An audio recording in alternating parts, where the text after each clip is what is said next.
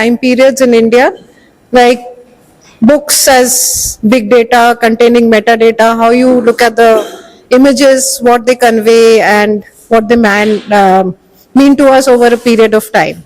So, sir, please, I invite you here. Batik, thank you so much. And since you are now also working so much on the textile, the design, this is for you. Thank you, thank you, thank you.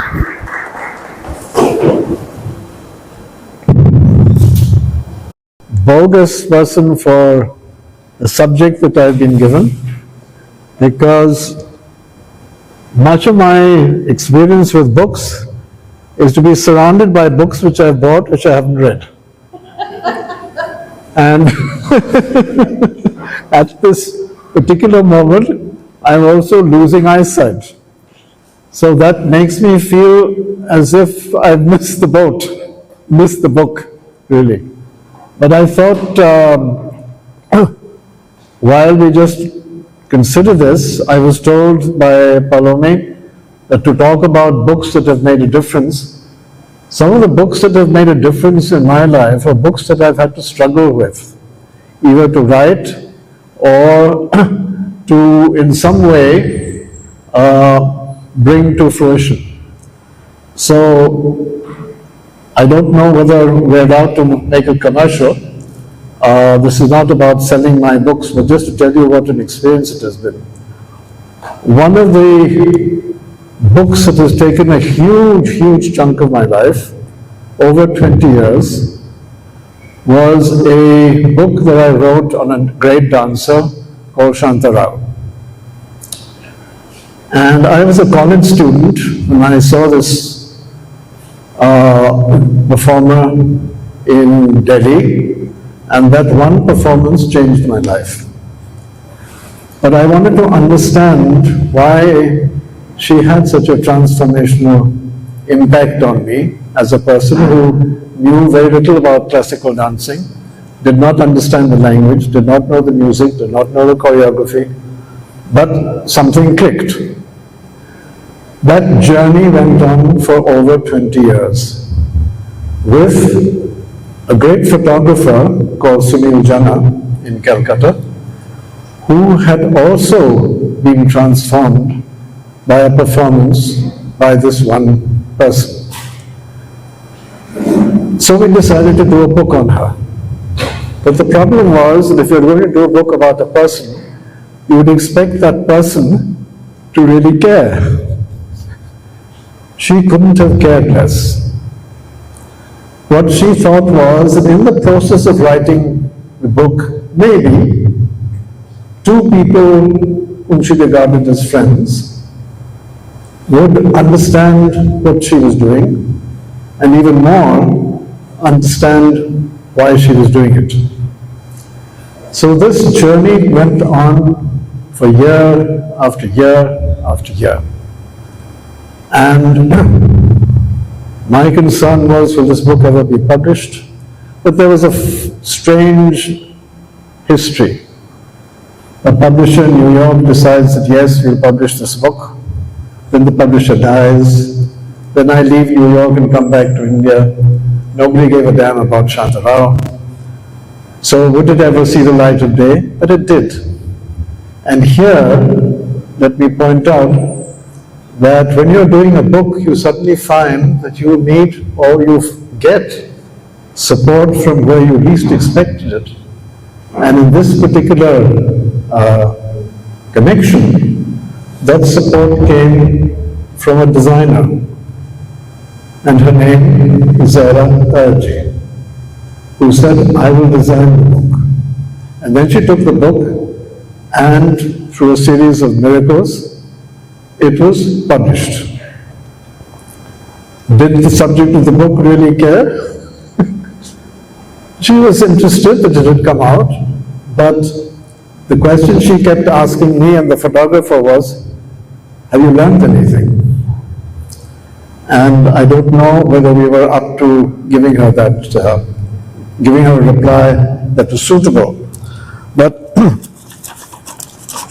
What happened with this book was very strange, because the publisher, which was the Indian Council of Cultural Relations, didn't really bother about the book.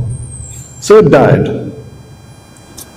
And it's been around, but I don't think very many people have got it. However, one day, a fellow called Basabaga, who is an American scholar of terracotta temples in Bengal, he writes to me from the US saying, I was on a flight back to the US from Calcutta, and on the flight I was sitting next to somebody who is a dancer. And the dancer said, we started talking, and I asked her whether she would recommend any good books on the dance. She says, there's one book you should not miss, but you'll never find it. It's by some obscure fellow called Ashoke Chatterjee, and it's not available anywhere. And he said, but I know Ashoke Chatterjee. So he said, we had this wonderful conversation. The other strange thing that happened about this book was, out of the blue, a dancer based in London wrote a piece which found its way to me about how this book transformed her life and those of several others that she knew.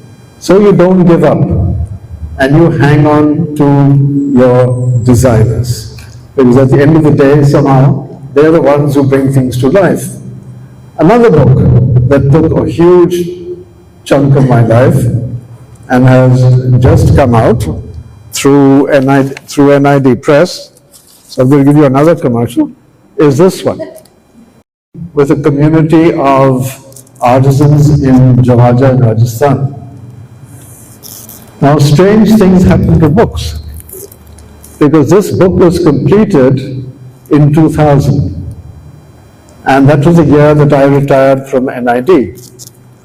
So I thought the thing to do was to put all the material for this book, which had been designed to the last page, put it in a carton, and leave it safely at NID while I go on to another part of the town and shifting and so on.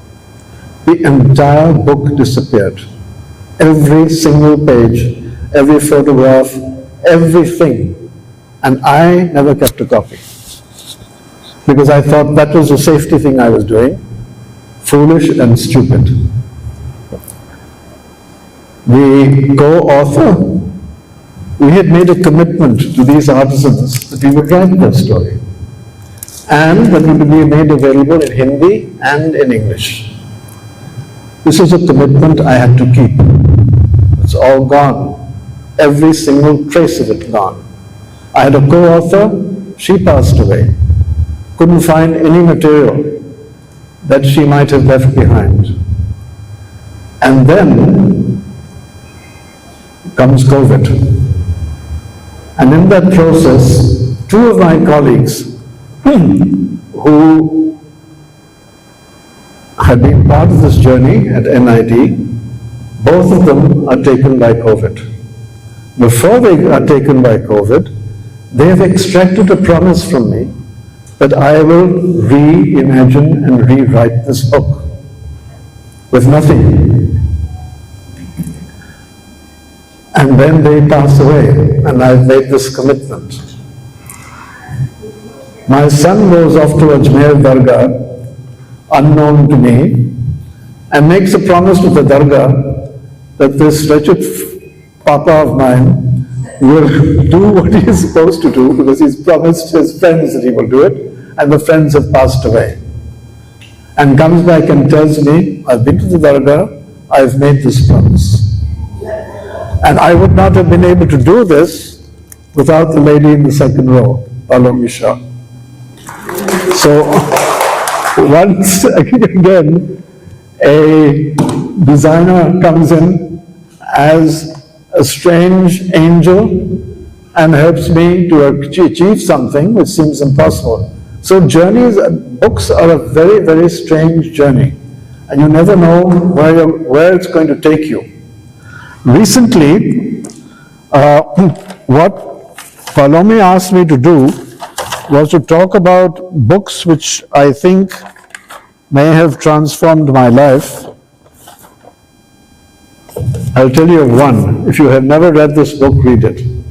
It's R.K. Narayan's The English Teacher. And it was only much later, after this incredible book had such an impact on me, that I realized it was R.K. Narayan's own story. But if you read it, you'll understand why that revelation is so absolutely extraordinary. Another one, which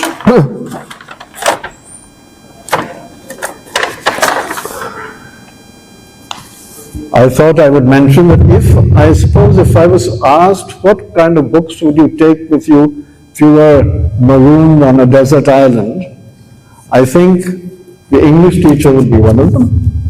And the other one would be this, which is a small book of Sangam Tamil poetry, translated into English by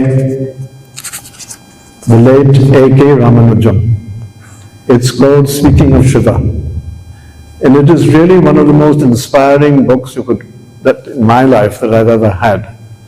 To be able to have this near me, and every now and then to be able to read a page or two, and then to be taken to a level where you are experiencing quality in a very quiet and extraordinary way.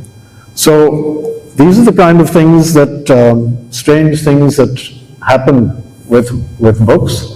Another book that recently you must have heard about, I'm sure, is this one by Arundhati Roy. Now when this came out, I pulled out my magnifying glass and said, I have to read this book. And the reason for that is that you can pick up books with which somehow you have made a connection. Now, Mary Roy's family are people whom I have known, not well, but through my career. And in this book, there is a family villain who is her uncle, a rather wicked uncle. But her wicked uncle was my colleague in my first job in Calcutta.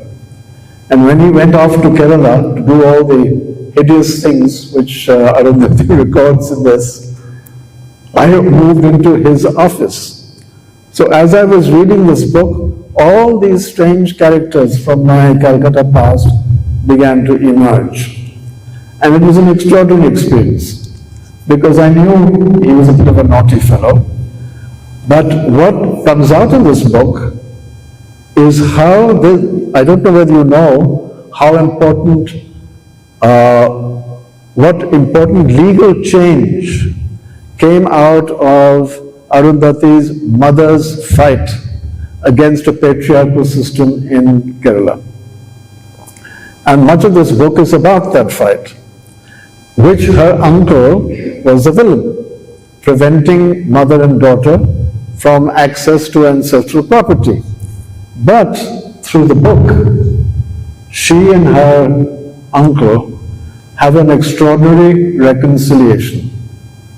And at the end of the book, she's caring for him and looking after him in his last days. A chapter of this relationship that I knew nothing about until this came up. So there are all kinds of strange ways that you interact with books. This is one of the aspects of books that I thought I would share with you. There are various other things which we can talk about, but I thought we'll close there and leave the rest for discussion. Thank you.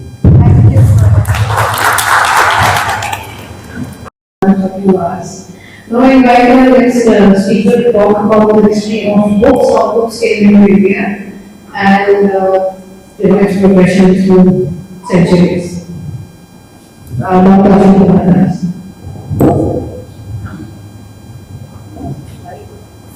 Ashoke.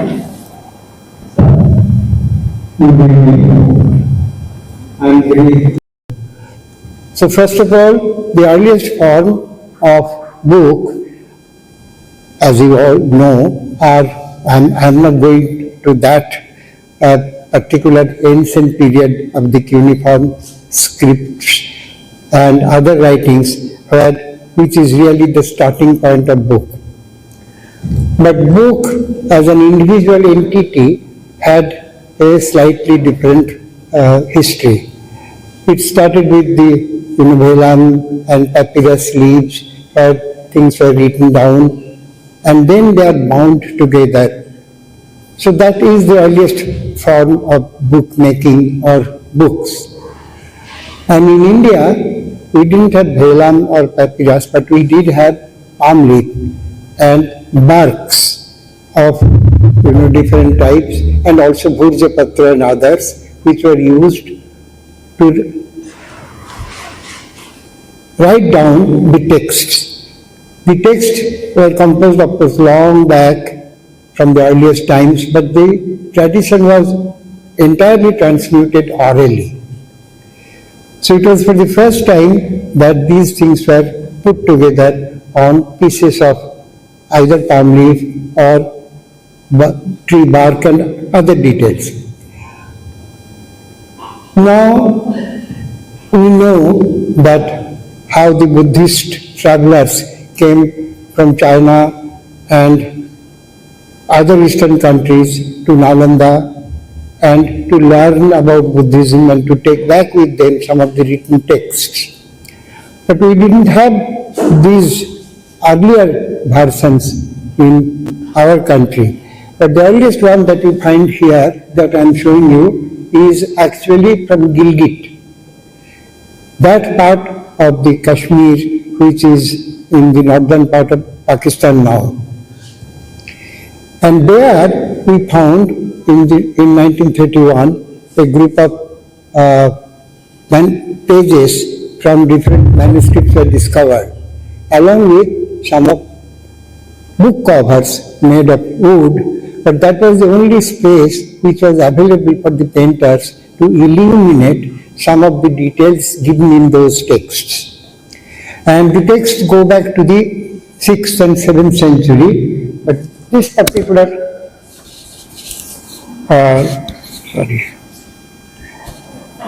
this particular page is different.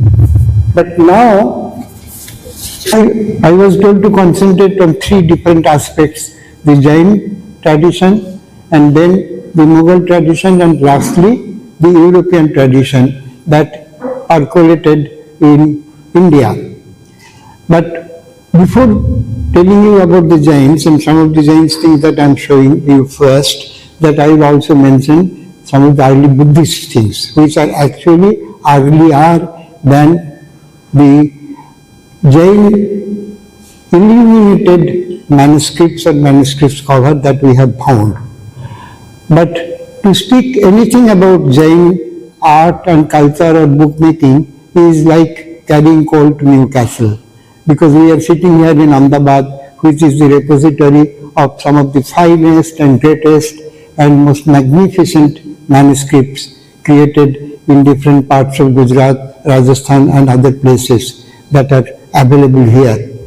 But unfortunately not everything is published, or not everything is available rather easily.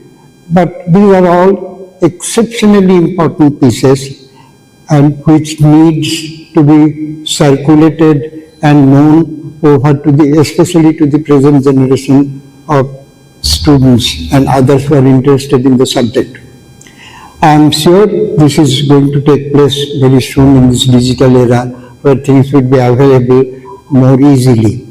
But things which are available more easily that I am showing you is also a book cover which is in the Metropolitan Museum, New York, which goes back to the 12th century, not earlier than that, though we have earlier manuscripts in the Jaisalmer, Gyan Bhandar and other places. And not that these things were not published, but published many years back by Sarabhai Manilal Nawab and also by Dr. Moti Chandra. Nevertheless, so this is the type of thing that emerged, as a part of the earliest form of manuscripts. Now, manuscript here has got a different connotation than what we now use, manuscript for a book, but this is not. These manuscripts are actually books. And as I told you, that as they were written on palm leaves or other such materials, they needed to be protected firmly with wooden covers, and these are the covers where the painters got some chance to paint. So you can see. Yes. So the second one is from another palm leaf manuscript, where actually the leaf has been used to have a tiny illustration, and the illustrations are invariably of some of the episodes described in the text, or some of the divinities mentioned in this, or some of the stories. And most of them, the earliest ones, are from the Kalpasutra or the Kalakacharya Katha. And most of these things were produced in different centers, because the Jain had got a wonderful tradition that they commissioned books and manuscripts ultimately to be donated as an act of piety, which were kept very carefully in the Jnana Bhandaras. And the tradition was that at least once a year they will be taken out and exhibited and taken care of before they go back to the repository. So in this way, things have been preserved very well for a very long time. But only in recent times there has been instances of damage and natural courses of deterioration. But never mind. Now we come to the period when paper was introduced in the 13th or early 14th century in different parts of India, because the introduction of paper gave much more freedom to the calligraphers, to the writers of the script, because there are more space, and the painters had got good time because they could easily paint directly on the surface of the paper, which was not the case with palm leaves, because palm leaf is a very slippery substance and you will have to use either a stylus or some other technique so that the paintings at least stick to the surface. So this one is again, from a different collection, which is about 13th century or even later than that. But here we find that the use of different types of pigments and the juxtaposition of these pigments, and ultimately they are giving a much more luster and also a richness to the art of bookmaking, because the books are not merely the text, but the text is now not only having good illumination but having beautiful illustrations, so they are visually attractive. And at the same time, some of the stories that are related in the text are also visualized by the painters and giving a direct approach to the viewer. So this tradition, as I am telling you, continued and almost continues even today in a slightly different and a reduced scale.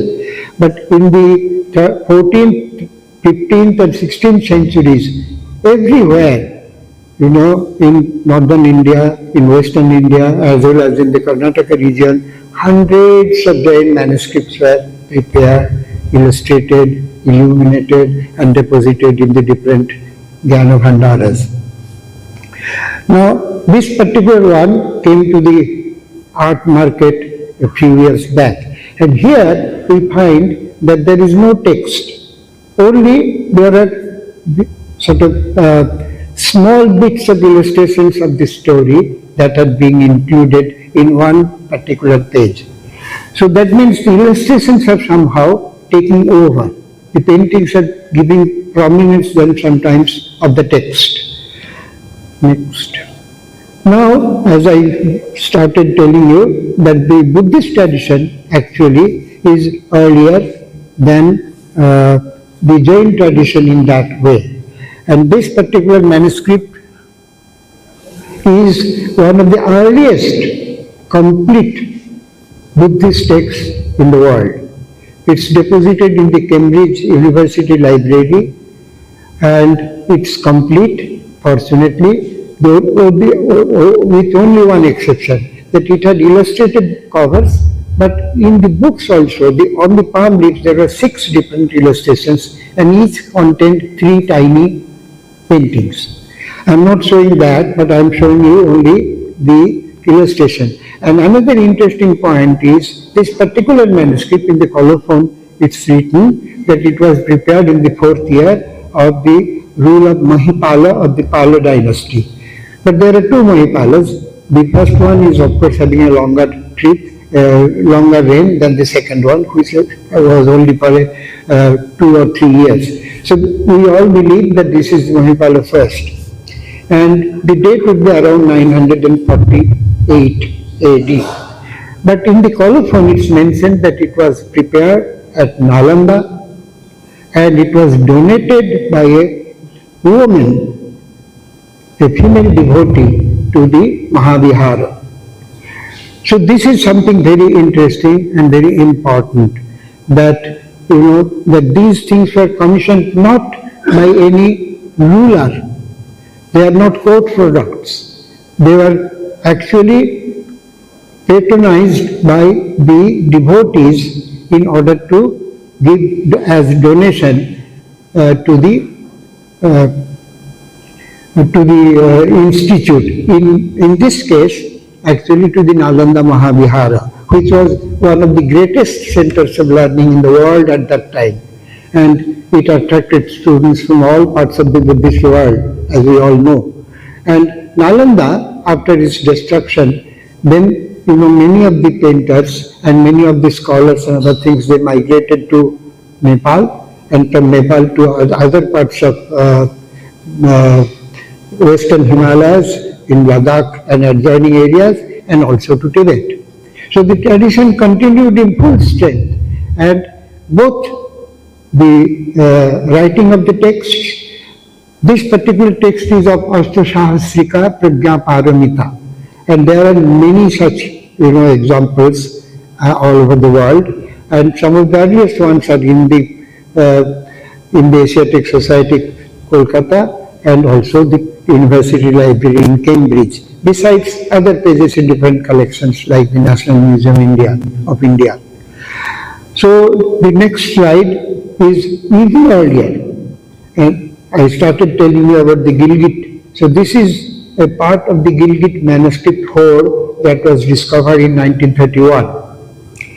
And this particular page is very important because it shows the 2 Avalokiteshwar, Avalokiteshwar and Maitreya, along with 2 of the devotees present there. And the style continues in the form of thankas and wall paintings that we find in those areas. Because wall painting was, of course, as you know, in India it's coming from prehistoric times, and it has always been present there because the walls gave a much wider and larger space and surface to tell the stories. And you all know about how richly embellished were the cave walls of the Ajanta, Ellora, and other cave temples of Western India. Now, Gilgit area was very famous at that time because it was invaded by the Tibetans, and ultimately the tradition continued from Gilgit to Kashmir. Now this particular cover is in the collection of the Srinagar Sri Pratap Singh Museum, and they have got 6 of these covers there which were discovered along with the bark,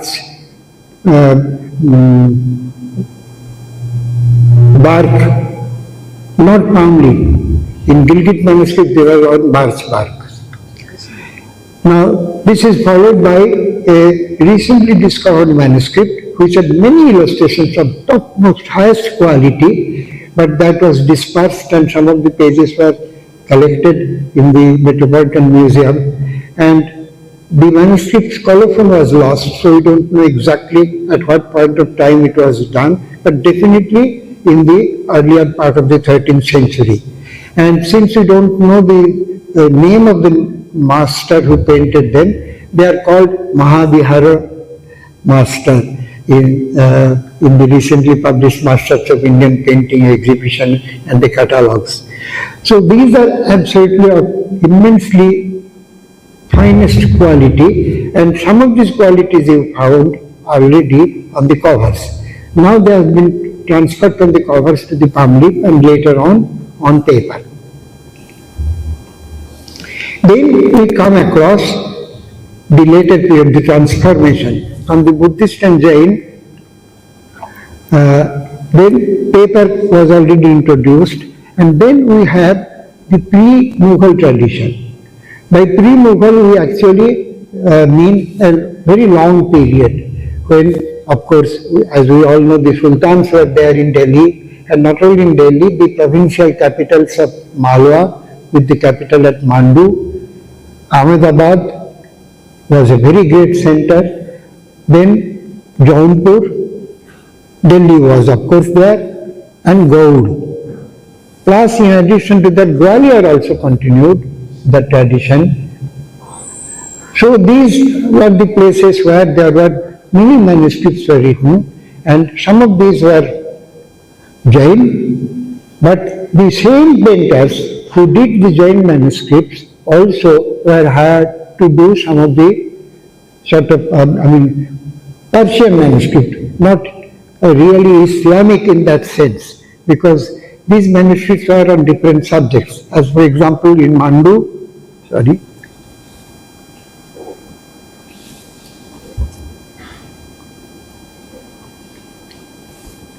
we have found 4 manuscripts. Only one of them is a classical Persian text of Busta, but the other 3 are, one is a sort of automata, and the second one is a dictionary, and the third one is a book of recipes, the Nimat Nama.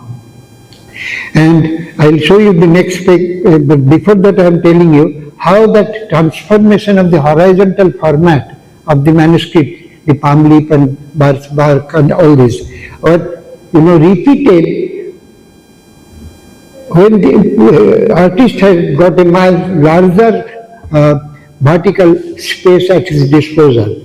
So this is an ideal example where you find there are 4 registers, the top one, the second, third and the 4th register. And the detail gives you the lower 2 ones, which is purely landscape. So this is something very unusual. Whereas the upper 2 register, especially the second one, gives the actual story. And the story here is the story of Laurik and Chandani, Laura Chanda or Chandayan. And there are many manuscripts of the Chandayan, at least 4 major manuscripts are well known, and these are collected in different places. In India, we have got only in the Prince of Wales, the Chhatrapati Shivaji Vastu Sangrahalaya. There are a good number of pages of one of those Chandayana manuscripts, and this one is from that collection. And there are other pages in the Bharat Kala Bhavan. The rest are either in John Ryland's library, Manchester, or the German State Library, Berlin, and the other one is also dispersed in different collections. Now, this one is from the Mandu manuscripts of the Nimat Nama, the book of recipes. And here you find that the painter is still using the horizontal format as a kind of register with texts around it, written around it. But even in this manuscript and the other manuscript that was prepared in Mandu, we find a complete vertical format.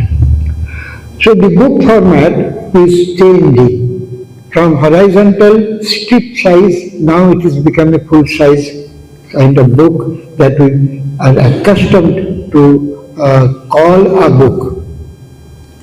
This particular one, as you see, with the detail provided, that they are not only showing the king's activities, experimentations with different kinds of recipes, but also a little bit of nature was included in that. Now we come to the Mughal. This is a very long story, and I have spent all my life, in the study of Mughal painting, but I have selected only 3 or 4 examples where the patron has been given more prominence than sometimes the products. Now this particular one was a masterpiece given by one of the master painters of Humayun and Akbar's court called Mir Syed Ali.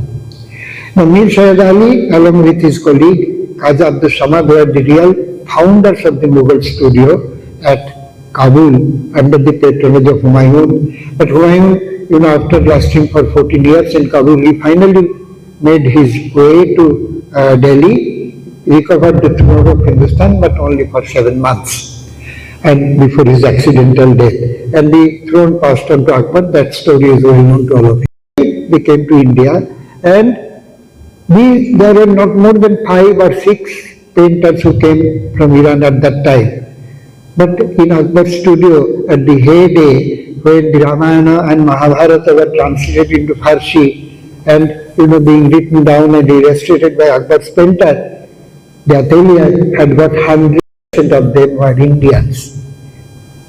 Many of them were Hindus, some Muslims, some Jains also, definitely, because the religious level was not important at that time. The most important part was the creativeness. How creative you are, what kind of painting you can produce that would be effective. And that was the time when Mughal painting flourished. But I have chosen just a few to show you how most of the Indian stories were translated for Akbar. Like this one is the Anwari Suhaili, the Book of Canopas, which is actually a translation of the Panchatantra. But the translation was firstly made in Akbar's court by Abul Fazl, that's a fact. But the earlier translations actually goes back to the 7th, 8th centuries to Sasanian ruler Burzoi. Anushirvan. And he sent one of his chief physicians, Burzoi, to India to collect the stories of the Panchatantra and translate them into Sasanian and ultimately Old Persian. And the stories were given the name Anwari Suhaili. And we know about 7 different manuscripts of the Anwari Suhaili that were prepared in Akbar's and Jahangir's court. Each of them had got many stories which are from the Panchatantra, but along with that there are other stories also that were accumulated in Persia, in Central Asia, and also from Western Asia.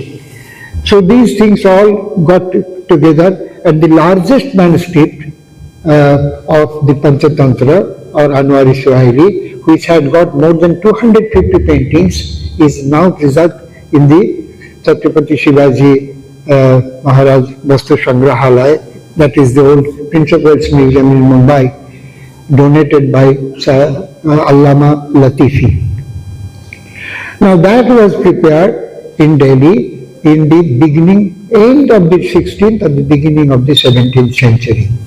But this particular manuscript is the earliest of the lot, 1570. It's in the library of the School of Oriental and African Studies in London, University of London. The manuscript was collected from Calcutta in the beginning of the 18th century. And then it was in the family collection and finally donated to the university library. Now this has got 36 paintings of absolutely impeccable quality. Unfortunately, they are not inscribed, but this particular one appears to be a painting, a work of Daswant, one of the greatest masters of Akbar's studio. And here you find that the text is written on the top and bottom, but bulk of the page is devoted to the painting. Sometimes the paintings take a minor place and the text take more. But that gradually gave way when we do get full page paintings. So the next one is from another most important manuscript produced in Akbar's studio, is on the Harivansha, the life of Krishna. It's quite amazing that Akbar got interested in the Mahabharata, and from Mahabharata he became also further interested in the teachings and the life of Krishna. So he told his translator, he established a regular translation bureau in the modern way. And in that, he told them how to translate. The first book that was taken up was Mahabharata. It was given the name Razamnama. Then came the Ramayana. And the third book that was selected is this one, the Harivamsha, from the Bhagavad Puran portion and the Harivamsha Purana. And this is an abbreviated version. Now this particular text is sitting in the State Museum, Lucknow, unpublished.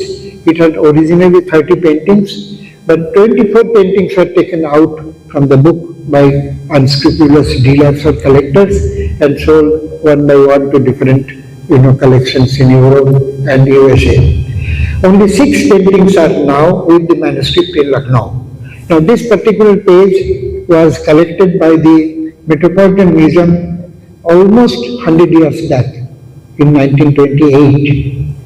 And there you could find the extremely important painting, full page with no interruption by the text, showing the Kaliya Damana episode.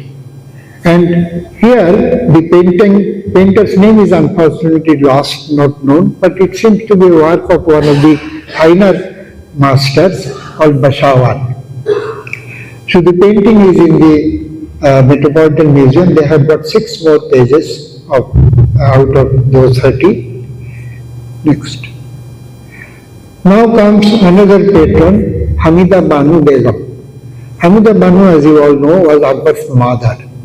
And she was married at the age of 14 to Humayun, who was in his late 40s at that time. But Hamida Banu came from a very illustrious family of, saintly and Sufi learning.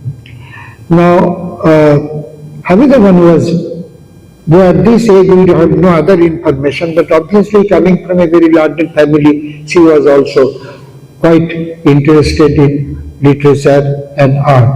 And I have found, after prolonged study over the years, that she had a library.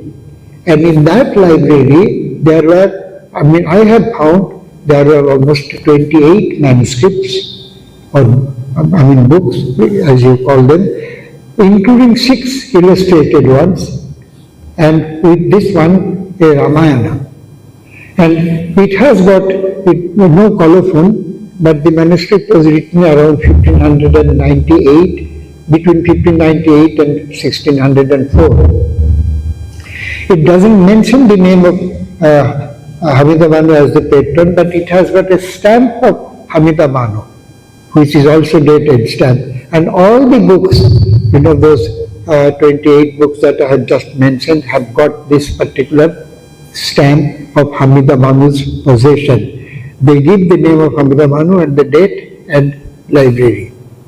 So this is a very unusual story of a person of Iranian origin following a completely different religion, but building up a library of books of so many different types and kinds, including the Ramayana, which is now in the collection of the Museum of Islamic Art in Doha. And many of the original paintings are still with the manuscript, though quite a few were taken out and are housed in different places. Now this particular page is the only page which is signed by the artist called Nur Muhammad. So this is also interesting, that Nur Muhammad by name, as you could find, was a Muslim painter, but he is chosen to illustrate the story of the Ramayana. Next. Now this is another manuscript, collected by Hamida Banu, where the seal of that square seal that you find is actually a seal of the possession of Hamida Banu. Next. These are the details, but this is a painting of Persian subject, because she was also interested in literature, religion, philosophy, and also very recently another manuscript called Dadash Bhava, which is a sort of Sufistic manuscript, but with yogic and other deliberations, that was translated for Akbar, and the manuscript was illustrated. Now some of the Western scholars claim that it was also in the library of Ahmedabad. I don't know. I'm not 100% sure about that. Next. Now, in Jahangir's time, the bookmaking took a slightly different way. So he commissioned books not in the same scale as of his father Akbar, but he did commission some manuscripts, but he preferred more sort of albums. And in albums, the text portions were collected, so the albums were made in such way that in each opening either you find the text and the next opening on two sides you find the paintings. Sometimes the paintings and texts are not related, and sometimes the texts are actually calligraphic specimens of some of the most eminent and greatest calligraphers of Persia or Central Asia or India. So they were assiduously collected, and as you know, perhaps you are aware of the fact that sometimes calligraphy was given much more prominence as painting in the Islamic world. So these albums produce in the central part you find the text, but the wide margins, which are called hashia, they have got illustrations. And in that part, some of the illustrations have got absolutely fabulous details done in a very small scale, but absolutely fabulous. And this is a page where we find in the hashia previously some of the most eminent painters and calligraphers of Akbar's and Jahangir's time. So portrait became a very important part in Akbar's studio, and Abul Fazl has mentioned this fact that Akbar wanted, people didn't like that idea. Some of the Orthodox Muslims actually, abhorred that idea of portrait painting, but Akbar didn't care for that. It is also mentioned by Abul Fazl that Akbar himself, gave sitting for getting portraits. So here we have got some of the examples, and here, fortunately for us, there are two pages where we find some of the most prominent painters and calligraphers are illustrated. Now, unfortunately, these painters are not identified, but the other page, which I am not showing right now because it's well known, that's in the Berlin State, German State Library in Berlin, where the painters are identified. They are Manohar, Kishandas, Govardhan, Daulat, and Abul Hasan. But here, only one painting has got some dating, and it seems as a work of Bishandas. The other pages are works of Daulat. Now, this is a page, the opening page of the Akbarnama, of the manuscript, how bookmaking is taking a completely different shape and form in the studios of these great patrons. So this is from the opening pages of the Akbarnama manuscript, and you just find the book plate, the upper part which is called Unwan, and then comes the text, and from right to left. And then we find that the hashiyas, the margins have been utilized, first of all by illuminating them, and then by addition of colored figures. So this is the kind of transformation that took place during the later part of Akbar's and most of Jahangir's time. Next. Now I am coming to the European model. And I am not going into the details of European models, but I am dealing with only three manuscripts, three books. This part is actually one of the opening pages of what is known as Christophe Platon's Bible and Polyglot Bible. So it was the Spanish king. It was made in between 1588 to 1592 a set of 8-volume work of polyglot, four languages: Aramaic, Syriac, Greek and Latin. The Bible, the Old Testament, was printed for the King of Spain. And 1200 copies were made. But there was a special deluxe edition also.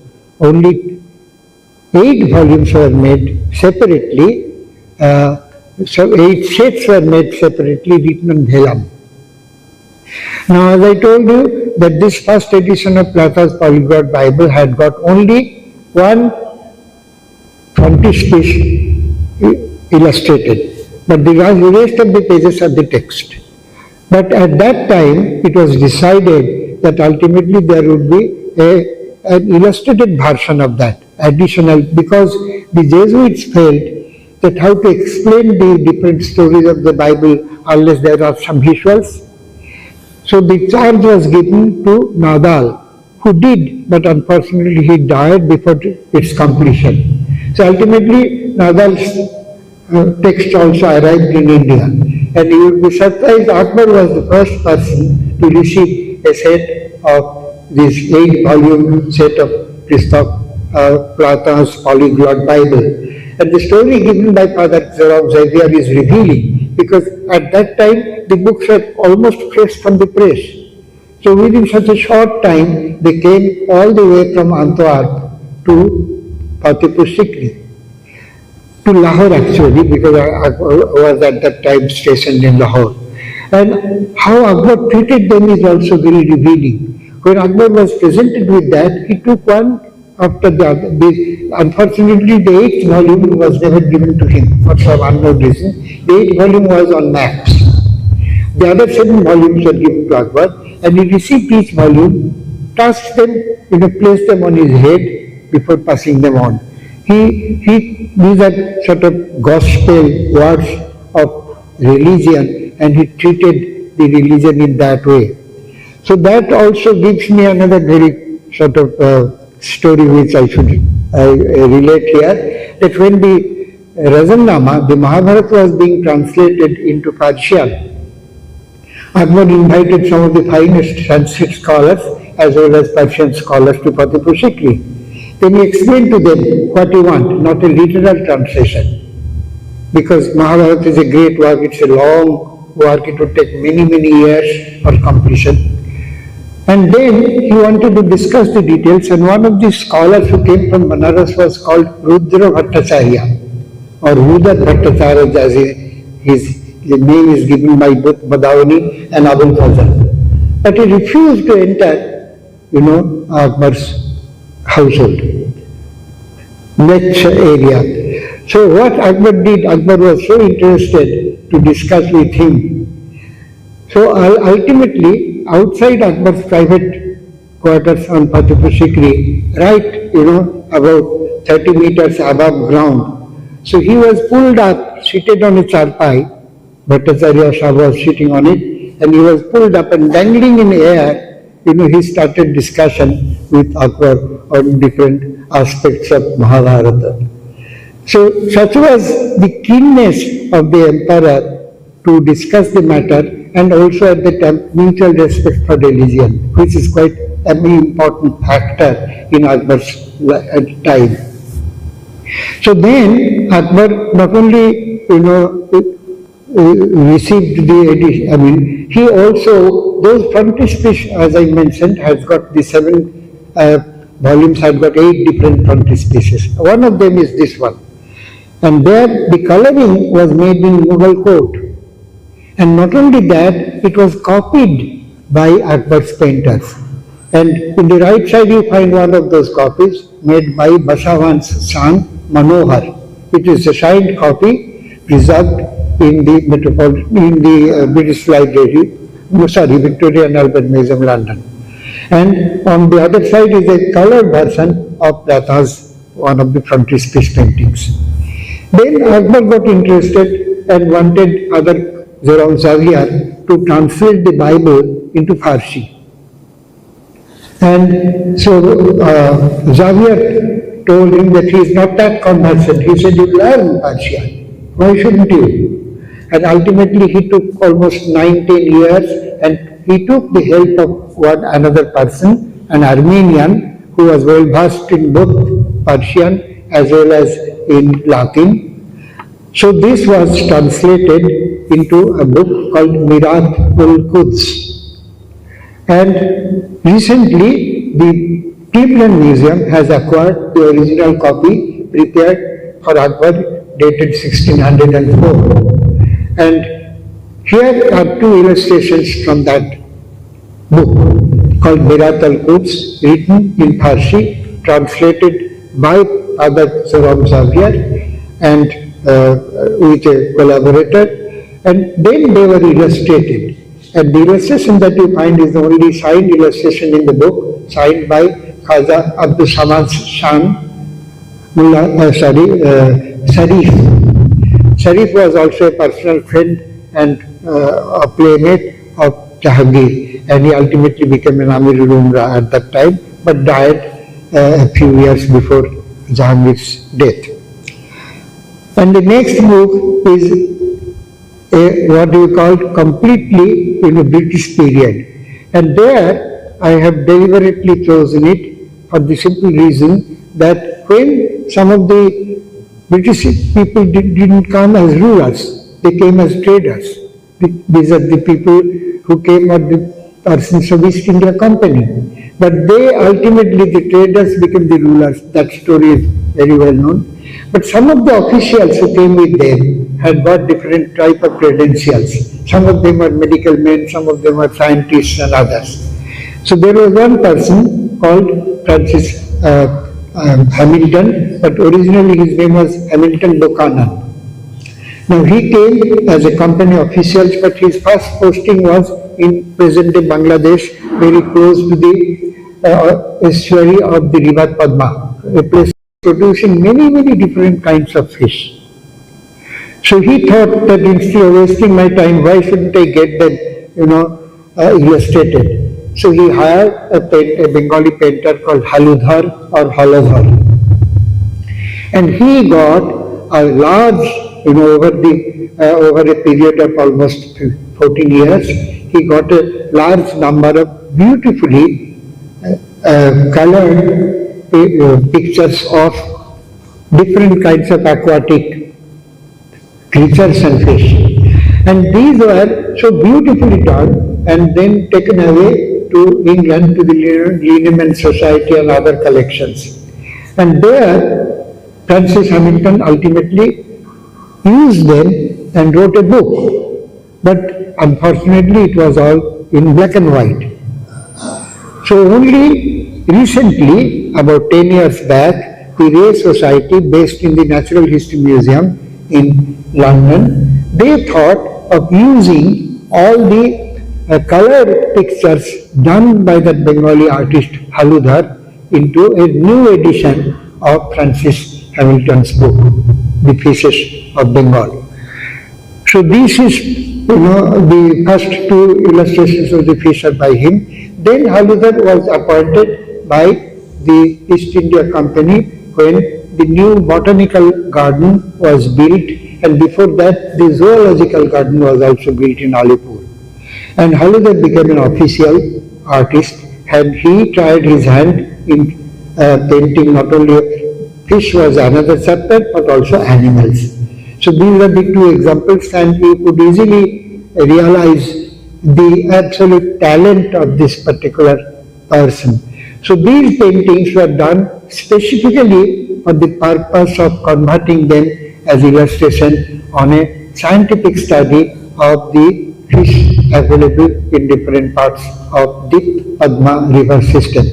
So that was the way, the Britishers did, not only of this type, but there are other things, rites and rituals, fairs and festivals, castes and times. So all Ragamala, all these different subjects were illustrated for them by local painters and taken to home, and some of them got never were converted into books but kept as albums, or ultimately they find place in the collection of the British Library. So with this, I give you a completely different perception than what Professor Chatterjee mentioned. But as a beginning of this book club, I believe that we would devote not only to books but also sometimes book production, book illustrations, and also the future of book. Thank you very much. Always night. By coincidence, both are Asok. I know. And how fortunate we are for both of you. So on behalf of everybody here in the center, I thank you both for illuminating our minds with the wisdom of books. Thank you.